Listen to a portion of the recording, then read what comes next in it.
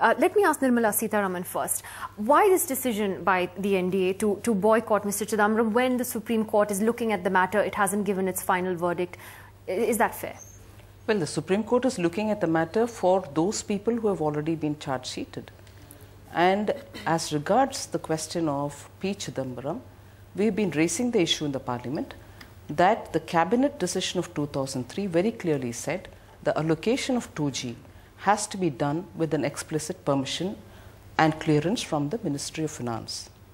We all know, and now it is completely out in the public domain, that the secretaries in the Ministry of Finance had very clearly objected to 2G being given out on a first-come, first-served basis. One. Second, on 2001 prices in 2007-8, and therefore, even Mr. Chidambaram, who was the finance minister then, till December 2007, held that position.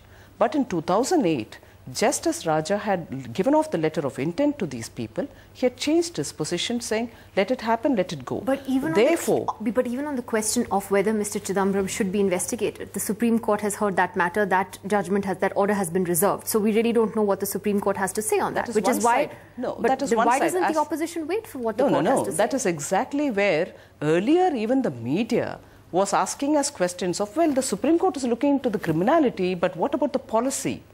And that's why we wanted a JPC too. Now, Mr. Chidambaram is not questioned by PAC, he's not questioned by JPC, he's not being questioned at all. Now, earlier when the discussion was on having a JPC to look at the policy side of things, we were told, no, the criminality angle is going to be taken care of by the court. Very well. But what stops being questioned? Chidambaram being questioned. And therefore, we've not had a concrete reply from the government on this issue in spite of us raising it so many times.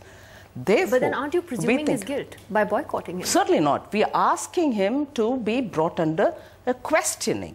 Questioning does not mean that we have already attributed guilt there. We want him to be subject to questioning. You're asking him to resign. You're saying that you'll Certainly. Nidhi, you would understand, today if he has to be questioned, he will be questioned by senior police officers. He is not the finance minister today, he is the Home Minister. NDTV's cricket app, Android and iPhone. Fastest scorecard, special analysis, and much more. Download free. ndtv.com/apps.